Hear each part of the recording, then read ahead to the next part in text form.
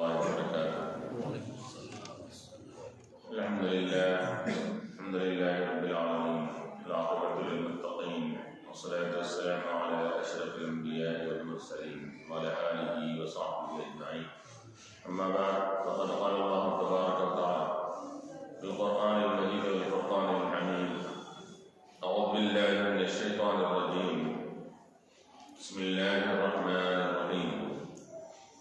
إنما مثل الحياة الدنيا كماء أنزلناه من السماء فاختلط به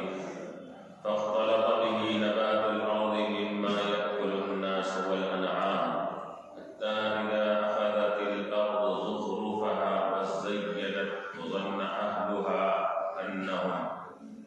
أنهم قادرون عليها أتاها أمرنا ليلا أو نهارا فجعلناها حصيدا كأن لم تغن بالأمس كذلك نفصل الآيات لقوم يتفكرون.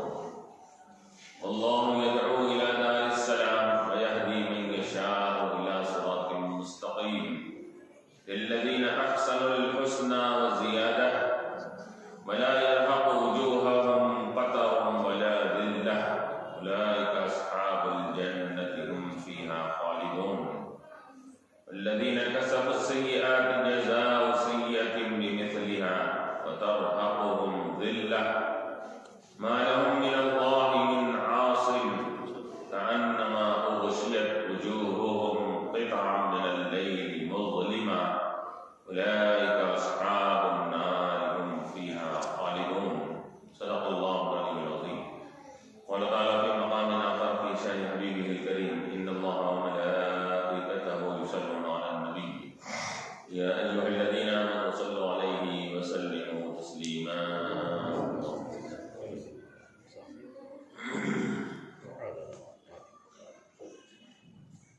حضرات کرام و معزز سامعین، جیسا کہ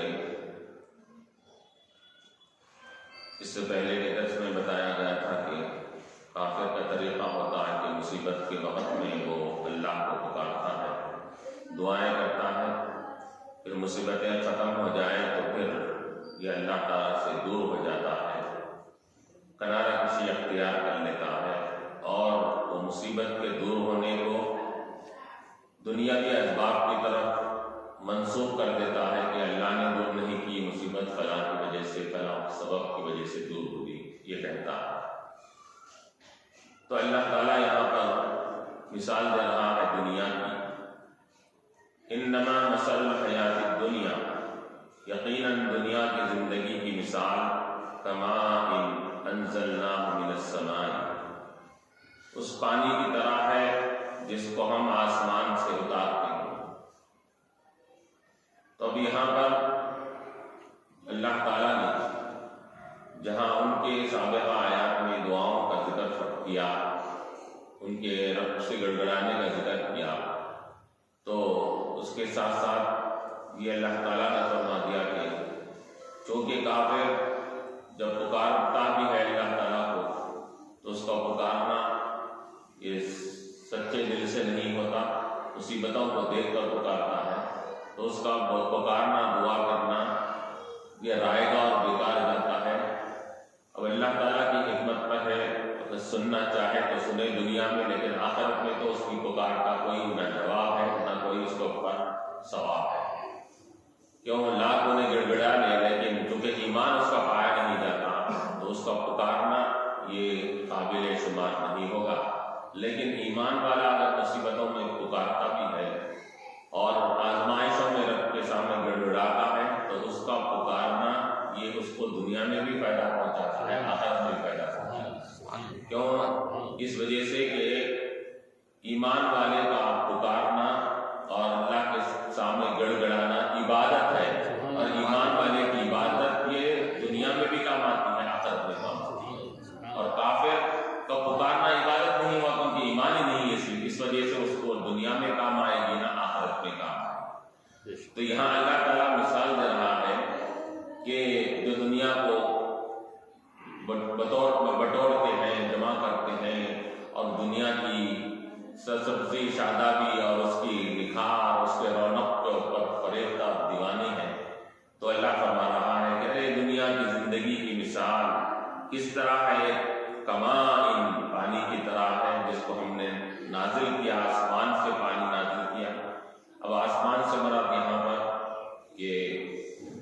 معنی میں آسمانوں سے بادلوں کی طرف آتا ہے، بادلوں سے پھر وہ زمین کی طرف آتا ہے۔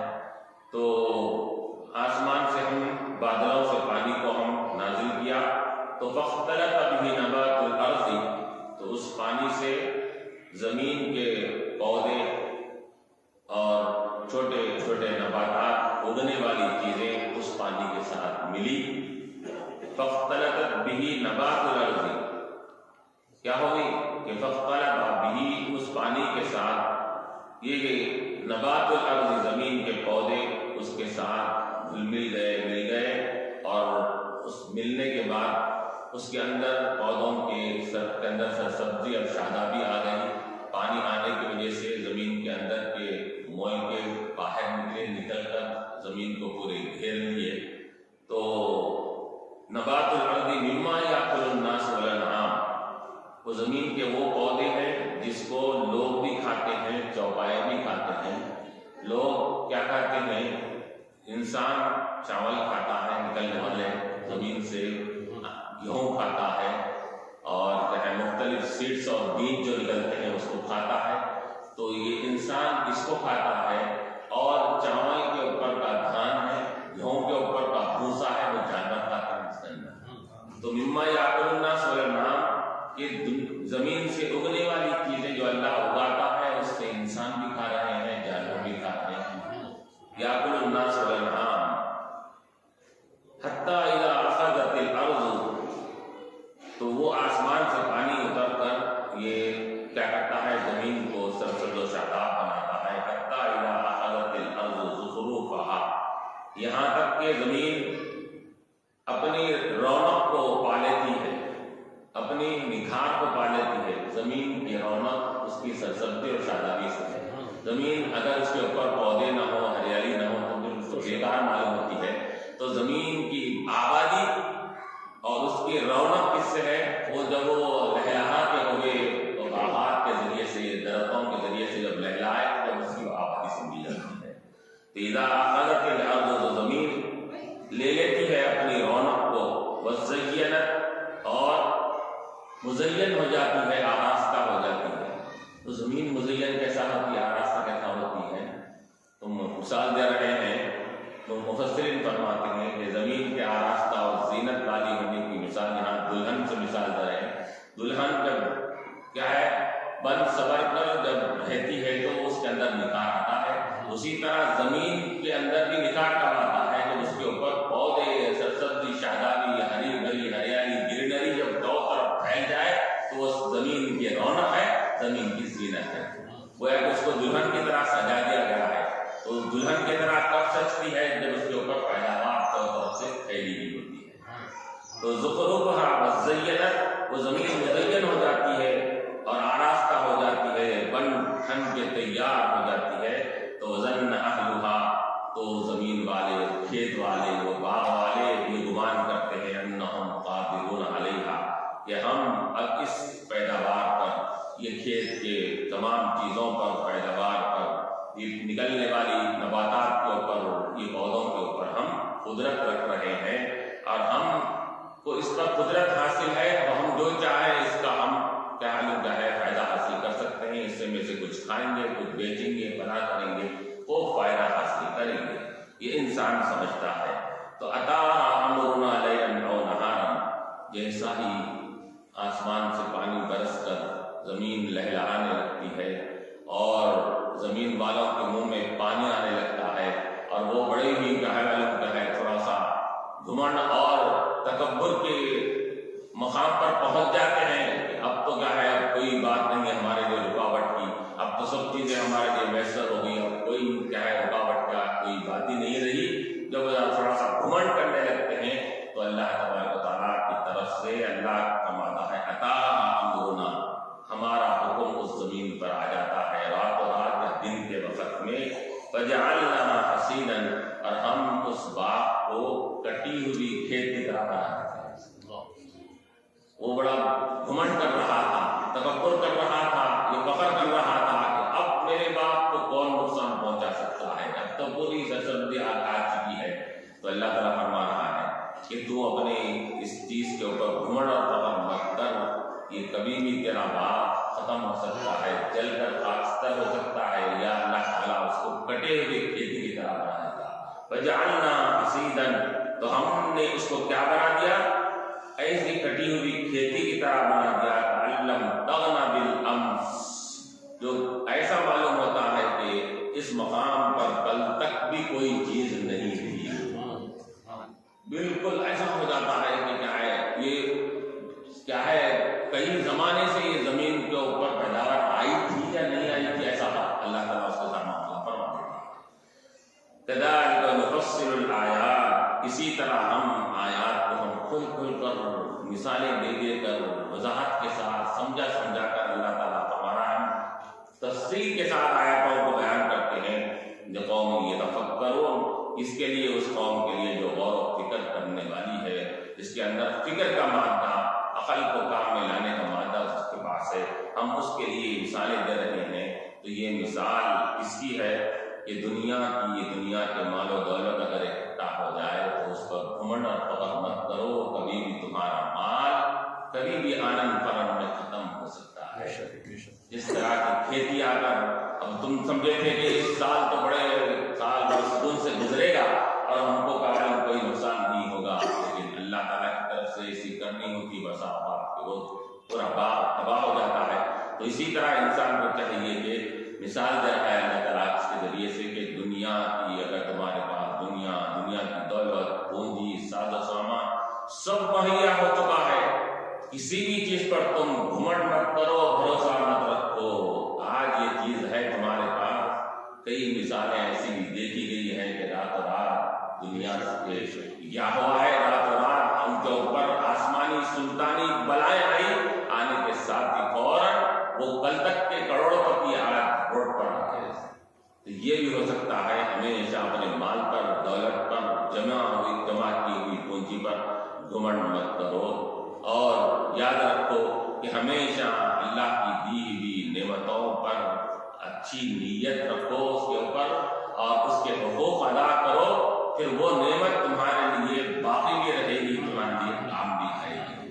علماء نے مثال دیا کہ تم کو اللہ نے دولت دیا ہے، تم کو اگر کھیتی باڑی میں اگر فراوانی دیا ہے، زیادتی دیا ہے، دولت کی اگر تمہارے پاس کثرت اگر ہے تو یاد رکھو اس دولت سے تم اللہ کی راہ میں خرچ کرتے جاؤ تو یہ دولت بھی اللہ تم کو باقی بھی رکھے گا، اور یہ دولت تمہارے لیے کل قیامت کے دن بھی خیر خیرات کرنے کی وجہ سے دنیا میں بھی کام آئے گی، آخرت میں بھی کام آئے گی۔ علماء نے مثال دیا کہ یاد رکھو اس چشمہ اور کنویں کے پانی کو یہ لوگ اس میں سے پانی لیتے جاتے، استعمال کرتے جاتے ہیں، وہ کنواں پاک و صاف و شفاف رہتا ہے، اس میں کوئی گندگی اور اس کے اندر کوئی سڑن پیدا نہیں ہوتی، لیکن جس کنویں کو رکھ دیا جائے، چھوڑ دیا جائے، استعمال نہ کیا جائے تو اس کے اندر کیا تعفن اور گندگی پیدا ہو جاتی ہے۔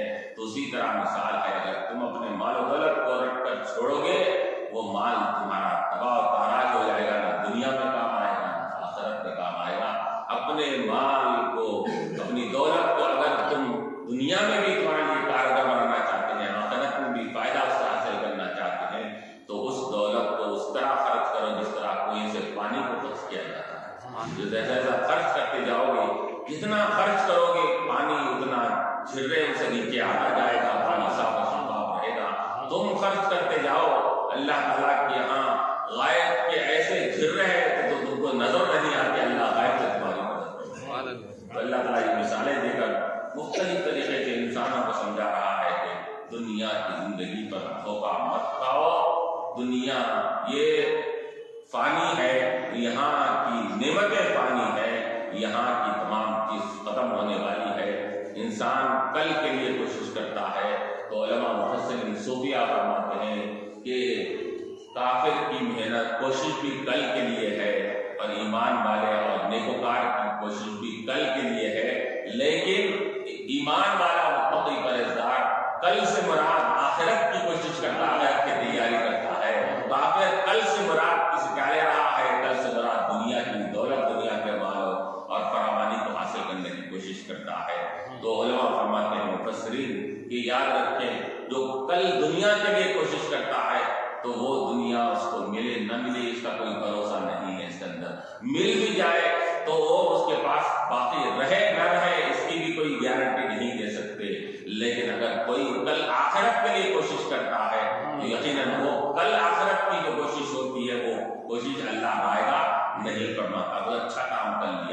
کچھ نیک عمل کر لیا، کچھ خیر خیرات کر دیا، کچھ ہے کہ نوافل نفل نماز نفل کیا ہے خیر خیرات کر لیا، تو یہ چیز ایسی ہے اگر آپ نے کل آخرت کے لیے کیا ہے تو یہ رائے گا جانے والی نہیں ہے۔ كذلك نفصل الآيات لقوم يتفكرون، تو ہم یہ مثالیں دے دے کر بیان کر رہے ہیں تاکہ تم اپنی عقل کو کام میں آؤ، اپنے فکر کو کام میں لا کر سوچو سمجھو ذرا کہ ہم یہ مثالیں کیوں دے رہے ہیں۔ واللہ یدعو الی دار السلام، اللہ تعالیٰ بلا رہا ہے، دعوت دے رہا ہے الی دار السلامی، دار السلام کی طرف۔ دار السلام سے مراد سلامتی والا گھر، سلامتی والے گھر سے مراد ہے یہاں پر جنت مراد ہے، کیونکہ جنت یہ سلامتی والا مقام ہے، وہاں پر انسان جب پہنچ جائے گا تو بس سلامتی ہی سلامتی رہے گی وہاں پر، اس لیے سے دار السلام بولا گیا ہے۔ وَأَدْخِلْنَا الْجَنَّةَ دار السلام بولا جاتا ہے، دعا کرتے ہیں اے اللہ ہم کو اپنی جنت جو دار السلام ہے اس میں داخل کرنا۔ تو دار السلام سے مراد سلامتی کا گھر، سیفٹی پلیس۔ کیا سیفٹی؟ اس سے سیفٹی ہے ہر قسم کی کیا ہے، بیماری، نجاست، گندگی، فنا، زوال، سب سے سیفٹی وہاں نہ زوال ہونے والا ہے، نہ آپ فنا ہونے والے ہیں، ورنہ نعمتیں کبھی فنا ہونے والی ہے، وہاں کے باغات کبھی فنا ہونے والے نہیں ہیں، یہ سب چیزیں باقی رہنے والی ہے، سیف رہنے والی ہے، ہر چیز سیف رہے گی۔ اسی سیفٹی کے مقام کو دار السلام کہا جاتا ہے، سلامتی والا گھر ہے، ایسا سلامتی والا ہے کہ وہاں پر آپ کو جنت میں جنتی جانے کے بعد ہر قسم کی دنیاوی آلائش سے، دنیاوی گندگیوں سے جنتی محفوظ رہے گا، نہ اس کو ناک میں ریٹ آئے گا، نہ منہ میں تھوک آئے گا، نہ جسم پر پسینہ آئے گا، اور اسی طرح نہ اس کو بول و براز کی ضرورت پڑے گی، بول و براز کی بھی ضرورت نہیں پڑے گی۔ حاجت ضروریہ جو انسان کے لیے حاجت سریہ دنیا میں پیش آتے ہیں وہ بھی وہاں پر اس کی ضرورت نہیں پڑے گی۔ تو مفسرین فرماتے ہیں پھر وہ نعمتیں کھائے گا، ہم اقسام کی وہ نعمتیں جائیں گی کہاں؟ تو روایتوں میں آتا ہے کہ جنتی خوب کھانے کے بعد ایک ڈکار آئے گی، دنیاوی بیسان دو والی نہیں، اس ایسی ڈکار آئے گی جس سے مشک وہ بہنے لگے گی، جیسا ہی ڈکار آئے گی پورا کھانا ہضم ہو جائے گا، ختم۔ اس کو نہ تو بول کی ضرورت ہے، نہ گراس کی ضرورت ہے، نہ کسی اور چیز کی حاجت کی ضرورت پڑے گی۔ وہ مقام ایسا مقام ہے کہ وہاں پر کیا ہے، دنیا کی بھی آلائش وہاں پر باقی نہیں رہے گی، سلامتی والا مقام ہے وہاں پر، کیا ہے نعمتیں سلامتی والی ہے، دنیا کے فروٹس ملتے ہیں، ایک وقتی طور پر موسمی پھل بولتے کہا جاتا ہے، یہ موسم فلاں پھل کا ہے یا فلاں پھل کا ہے، وہاں کوئی موسم کی بات نہیں رہے گی، ہر موسم میں ہر پھل وہاں پر اویلیبل دستیاب رہے گا وہاں پر۔ اور یہ بھی آیا ہے کہ وہاں پر ایک کیا ہے فروٹس اور میوے دنیا کی طرز کے ہوں گے، ایک فروٹس ایسے ہوں گے وہ جنتی طرز پہ بنے ہوئے ہوں گے اس کے اندر۔ جب وہ جنتی پوچھے گا کہ مجھے سیب لا کر دو تو فرشتے پوچھیں گے دنیاوی سیب ہونا یا جنت کا سیب؟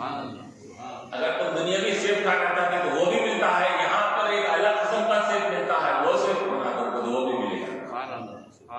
تو یہ وہاں کی نعمتیں وہاں ہمیشہ باقی رہنے والی ہے۔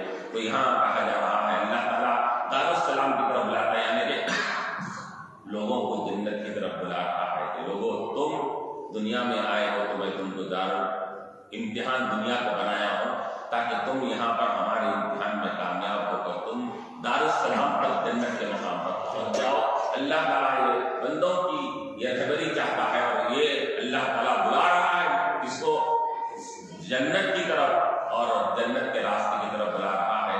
حضور پاک علیہ السلام کا بھی وہی معاملہ تھا، واللہ یدعو الی دار السلام ہے، پھر اللہ کے رسول صلی اللہ علیہ وسلم کے لیے کہا گیا انک علی صراط مستقیم، کہ آپ کی سیدھے راستے کی طرف بلاتے ہیں، جنت کے راستے کی طرف بلاتے ہیں۔ تو حضور بھی لوگوں کو رہبری کرتے ہیں اور جنت کے راستے کی طرف بلا رہے ہیں، اور اللہ تعالیٰ بھی جنت کے راستے کی طرف لوگوں کو بلا رہا ہے۔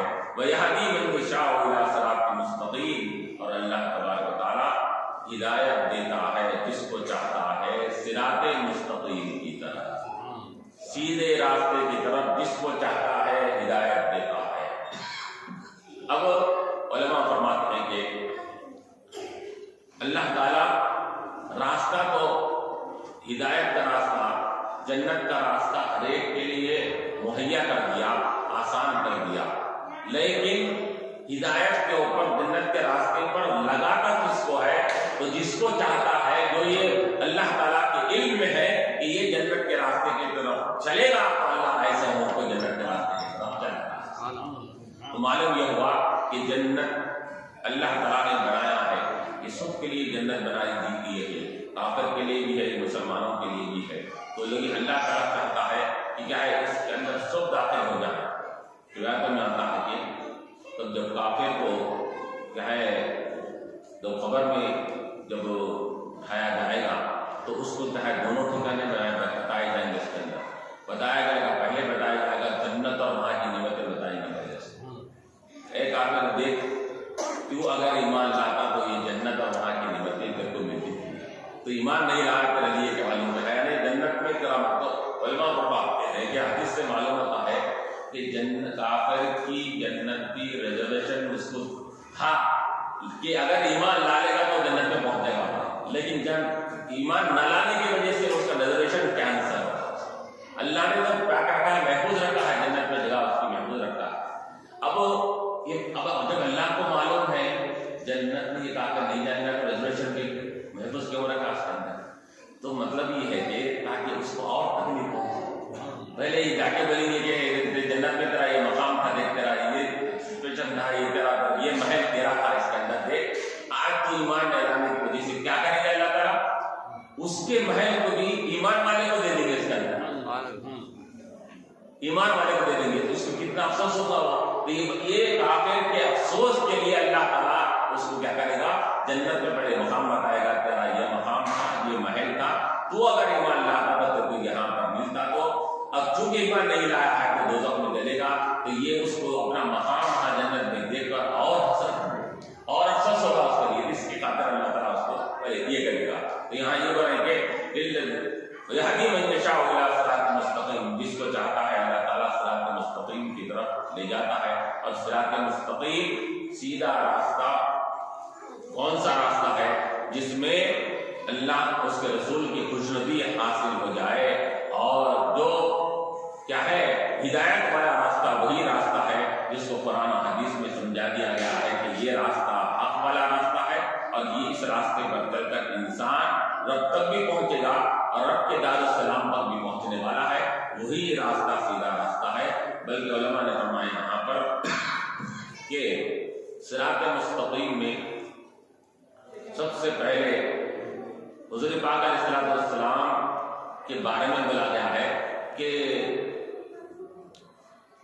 ایک بزرگ سے پوچھا گیا کہ صراط مستقیم سے کیا مراد ہے، تو آپ نے فرمایا اللہ اہدنا الصراط المستقیم، ہم دعا کرتے ہیں ہم کو صراط مستقیم کی طرف رہبری فرما، نمائندگی فرما، گائیڈ فرما ہم کو صراط مستقیم کا۔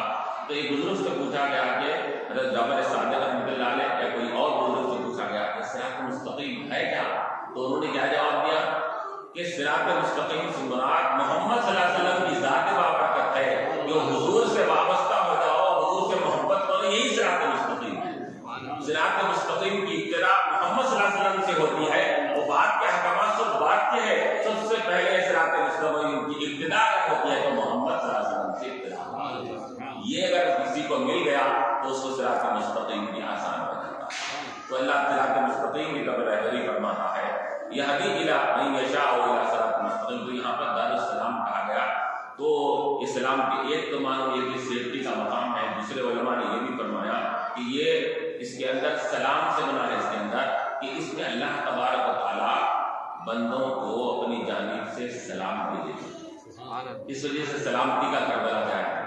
فرشتے ان کو سلام کریں گے، یہ بھی آیا ہے کہ فرشتے آپ کے فلاں کیا ہے جنتیوں کو سلام پیش کریں گے۔ دوسری بات یہ ہے کہ جنتی خود آپس میں ایک دوسرے کو جب بھی ملاقات کریں گے سلام کریں گے۔ تو یہ سلامتی کا مقام کیوں کہا گیا کہ اللہ کا بھی سلام اور کیا ہے فرشتوں کا بھی سلام ہوگا، یہی نہیں بلکہ وہاں پر جنتی آپس میں ایک دوسرے کو سلام پیش کریں گے، اس وجہ سے اس کو سلام کا مقام کہا گیا۔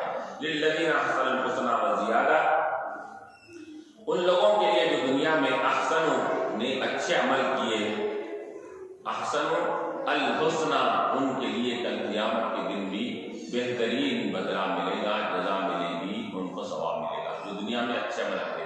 احسنوا سے مراد ہے احسان سے بنا، حسن سے بنا یہ اچھا عمل کرنا۔ اب اچھے عمل میں علماء فرماتے ہیں کہ سب سے پہلے اچھے عمل سے پہلے اچھا عقیدہ کیا کرنا، تو عقیدہ بھی اچھا ہونا ہے، عمل بھی اچھا ہونا ہے۔ تو عمل اور عقیدہ دونوں اگر اچھا جس نے کر لیا تو احسنوا والوں کے لیے کیا ہے؟ الحسنى، تو کل قیامت کے دن بھی ان کے لیے بہترین درجہ ہے۔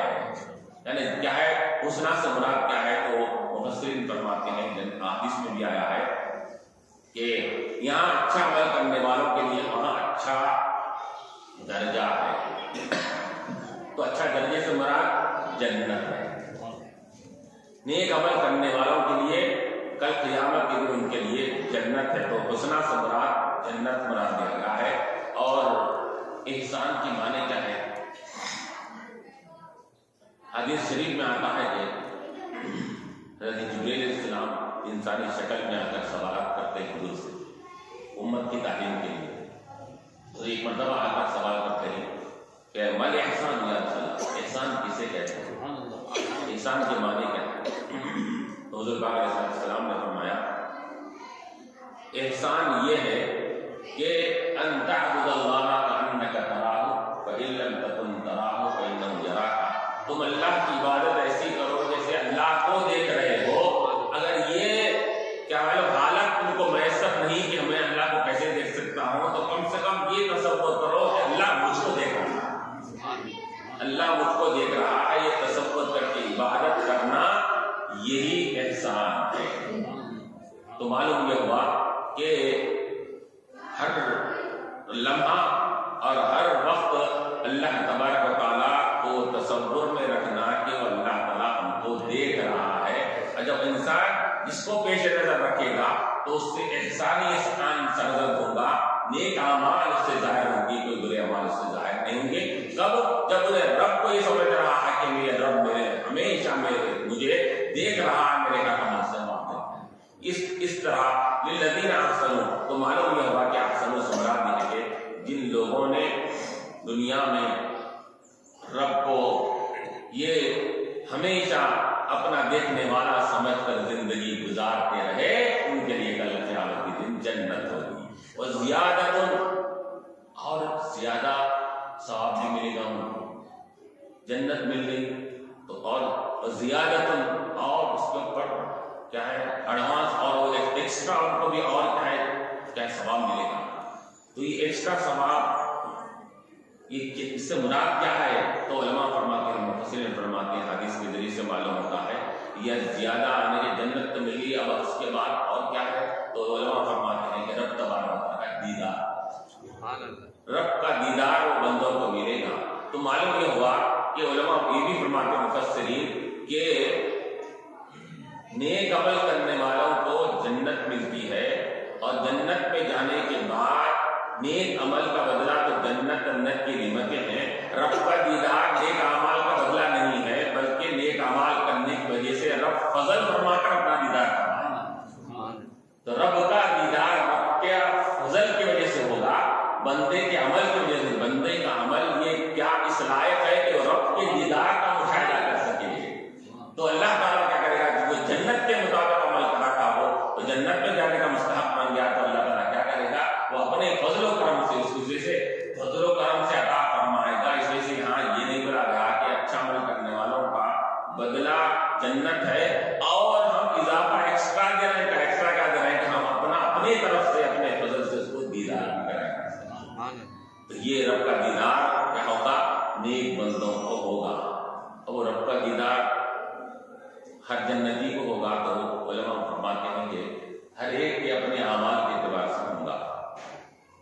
روایتوں میں آتا ہے کہ کسی کو مختلف تفسیر کی کتابوں میں صحابی وغیرہ میں ذکر کیا گیا ہے کہ کسی کو دیدار سال میں ایک مرتبہ رکھتا ہوگا عمل کے اعتبار سے، کسی کو مہینے میں ایک مرتبہ ہوگا، کسی کو ہفتے میں ایک مرتبہ ہوگا، کسی کو روز ہوگا، کسی کو روز 5 مرتبہ ہوگا، اور کسی کو ہر وقت رب کے دیدار میں مشغول رہے گا۔ یہ بزرگ فرماتے ہیں، بڑے نیکوکار بڑے بزرگ گزرے ہیں کہ اگر میں جنت میں جانے کے بعد ایک لمحے کے لیے بھی اگر میں رب کے دیدار سے میں اگر روک دیا جاؤں تو میں اس وقت جنت میں رہ ہی نہیں سکتا۔ تو بعض اللہ کے نیک بندے ایسے رہیں گے کہ دن رات رب کے دیدار میں مستغرق رنگے دیکھ رہے ہیں، جس کو دیدار ایسے تو علماء فرماتے ہیں کہ جیسا عمل ہوگا وہ عمل کے اعتبار سے اس کو دیدار پائے، کوئی سال میں، کوئی مہینے میں، کوئی ہفتے میں، کوئی ہمیشہ دیدار کرے گا۔ بلا یرحق وجوہہم قطر ولا ذلہ، اور یہ نیک لوگوں کو جن کو جنت میں داخل کیا جا رہا ہے اور ان کو رب کا دیدار بھی ہو رہا ہے، ان کے چہرے کے اوپر نہ کوئی تاریکی کالا پن آئے گا، نہ ذلت آئے گی، نہ رسوائی ان کے چہروں پر چھائے گی، بلکہ ان کے چہرے وجوہ یومئذ ناظرہ الی ربہا ناظرہ، کہ اس دن چہرے کھلے ہوئے ہوں گے، چمکتے ہوئے ہوں گے، الی ربہا ناظرہ، اپنے رب کے دیدار میں مستغرق ہوں گے۔ قرآن میں اللہ نے فرمایا الی ربہا ناظرہ، اپنے رب کی طرف رب کے دیدار میں دیکھتے رہیں گے۔ جنتیوں کا چہروں کے بارے میں آتا ہے کہ ان کے چہرے چمکتے ہوئے رہیں گے، ان کے چہرے کے اوپر نہ کوئی رسوائی کے آثار ہوں گے، نہ ذلت کے، نہ تاریکی اور سیاہی کے کوئی کالا پن کے آثار رہیں گے، ان کے چہرے کھلے ہوئے ہوں گے۔ جیسے حدیث شریف میں آتا ہے کہ دنیا میں جو کثرت سے وضو کیا کرتا تھا وہ اعضائے وضو کل قیامت کے دن اس کے چمکنے لگیں گے۔ حضور سے کسی نے سوال کیا، صلی اللہ علیہ وسلم آپ اپنی امت کو اتنی امتوں کے درمیان میں کیسا پہچانیں گے؟ تو حضور نے فرمایا کہ میری امت کی کیا ہے، اعضائے وضو یہ ایسے چمکتے ہوں گے کہ ان کی چمک کو دیکھ کر میں خود دوسرے بھی پہچان لوں۔ تو ان کے چہرے اور ان کے اعضاء، چہرے، ہاتھ، پیر اور سب چمکتے رہیں گے۔ تو وَلَا يَرْحَقُ وُجُوهَهُمْ قَتَرٌ وَلَا ذِلَّةٌ أُولَٰئِكَ أَصْحَابُ الْجَنَّةِ، یہی لوگ جنتی ہیں، ہم فیہا خالدون، اور یہ جنتی اس جنت میں ہمیشہ ہمیشہ کے لیے رہیں گے۔ یہ جنت سے کیا ہے وہاں سے نکلیں گے نہیں، نہ ان کو نکلنے کا کیا ہے کوئی حکم دیا جائے گا یا ان کو وہاں سے نکالا نہیں جائے گا۔ ایک مرتبہ جنت میں جو داخل ہو گیا وہ اس کا داخلہ ہمیشہ کا رہے گا اور ہمیشہ کے لیے وہ جنت میں رہے گا۔ والذین کسبوا السیئات، اب جہاں تک جنتیوں کا ذکر آیا تو اللہ تعالیٰ وہاں تو دوزخیوں کا بھی ذکر فرماتا ہے کہ والذین، اب للذین احسنوا الحسنی کہا گیا، اچھے عمل کرنے والے کے لیے جنت ہے، معلوم ہوا کہ برے عمل کرنے والے کے لیے والذین کسبوا السیئات، جو لوگ گناہ کرے دنیا میں، کسبوا جو کرتے تھے، السیئات برائیاں کرتے تھے، تو جزاء سیئۃ بمثلھا، جتنے گناہ کرے تھے گناہوں کے مثل ان کو بدلہ کل ملے گا۔ تو یہاں مفسرین فرماتے ہیں کہ نیکوکاروں کو ان کی نیکیوں پر اتنی نیکیاں ہیں، اس کا کئی گنا اجر ثواب بھی ملے گا، رب کا دیدار بھی ہوگا، لیکن گناہ کرنے والوں کو جتنا گناہ اتنا ہی ملے گا، گناہ سے بڑھ کر گناہ نہیں دیا جائے گا، سزا نہیں دی جائے گی۔ بمثلھا، یہ جزاء سیئۃ، کہ ان کے گناہوں کے بدلہ ملے گا، بمثلھا، جتنے گناہ دنیا میں کرتے تھے اسی کے مثل، وترحقهم ذلہ، اور یعنی چونکہ اللہ تبارک و تعالیٰ یہ رحمان رحیم ہے، فضل والا ہے، لیکن کیا ہے اس کی صفت عدل و انصاف والی بھی ہے، تو یہ ہے احسانات کرنے میں کسی کے اوپر زیادتی کر لے تو یہ قابل تعریف ہوتا ہے، سزا دیتے وقت کسی کو اگر زیادہ کی سزا دے ڈالے تو عدل و انصاف کے خلاف ہوتا ہے، تو اللہ فرما رہا ہے ہم سزا عدل و انصاف کے خلاف نہیں دیں گے، کافر بھی ہے تو جتنے گناہ کرتا ہے سزا اس کو دیں گے۔ وَتَرْحَقُهُمْ ذِلَّةٌ، لیکن کافروں کے چہرے پر کیا ہوگا، ذلت اور رسوائی ان کے چہروں سے جھلکتی ہوئی رہے گی۔ وہ جہنم میں جائیں گے، قیامت کے میدان میں آگے جائیں گے تو ذلت اور رسوائی ان کے چہروں سے جھلکتی ہوئی بھی لوگ پہچان لیں گے، یہ کتنے ذلت اور عاجزی اور ان کے اندر کتنی کیا ہے رسوائی ان کے اوپر چھائی ہوئی ہے۔ مَا لَهُم مِّنَ اللَّهِ مِنْ عَاصِمٍ، ان کافروں کا، گناہ کرنے والوں کا کوئی بچانے والا نہیں رہے گا۔ جیسا کہ یہ کفار کو دعویٰ تھا ہمارے بتیں بچا لیں گے، ہمارے معبودان باطل بچا لیں گے، اللہ کا مالا ہے مَا لَهُم مِّنَ اللَّهِ، اللہ کی طرف سے کوئی بچانے والا نہیں رہے گا۔ کأنما غشیت، ان کے چہروں پر ذلت و رسوائی ایسی چھائی ہوئی ہوگی، غشیت اغشیت وجوہہم، گویا کہ ڈال دیا گیا ہے ان کے چہروں پر تاریک رات کے حصوں کو ان کے چہرے پر ڈال دیا گیا ہے. کالی گھٹاٹوں اندھیری رات ہے، طوفانی ہوائیں چل رہی ہیں، بالکل کالی رات. تو کالی رات کے حصے اور کالی رات کے پردوں کو جن کے چہرے پر ڈال دیا گیا ہے تو وہ کالائی کا عالم ہوگا. ایسے کالے چہرے ہوں گے کفار. جیسے کہ اللہ نے قرآن میں فرمایا یوم تبیض وجوہ وتسود وجوہ، اس دن بعض چہرے کھلے ہوئے اور روشن ہوں گے، وتسود وجوہ، اور بعض چہرے کالے ہو جائیں گے. تو کالے چہرے کفار کے ہوں گے. تو اس سے وجوہ کتاب من اللیل مظلمہ اولئک اصحاب النار، تو ان کے اوپر یہ تاریکی کے پردے پڑے ہوئے ہوں گے اور ان کے چہرے انتہائی کالے اور ذلت اور رسوائی چھائی ہوئی ہوگی. یہی لوگ دوزخی ہے. ہم فیہا خالدون، اور ہمیشہ ہمیشہ کے لیے دوزخ میں رہیں گے اور دوزخ سے کبھی بھی ان کو بھی نکالا جنت میں جانے کے بعد نہیں نکل سکتا. اسی طرح دوزخ میں جانے کے بعد اگر کافر ہے، ایمان نہیں لایا ہے، تو وہ بھی دوزخ سے نہیں نکلے گا. ہاں علماء فرماتے ہیں کہ اگر ایمان والے کے تعلق سے البتہ ہوگا کوئی سب گناہ گار اگر ہے تو اگر دوزخ میں چلا بھی جائے تو اللہ تعالیٰ ایک وقت کے بعد اس کے اعمال کی سزا دینے کے بعد یا اپنے فضل و کرم سے یا کسی کی سفارش اور شفاعت کی وجہ سے اللہ اس کو دوزخ سے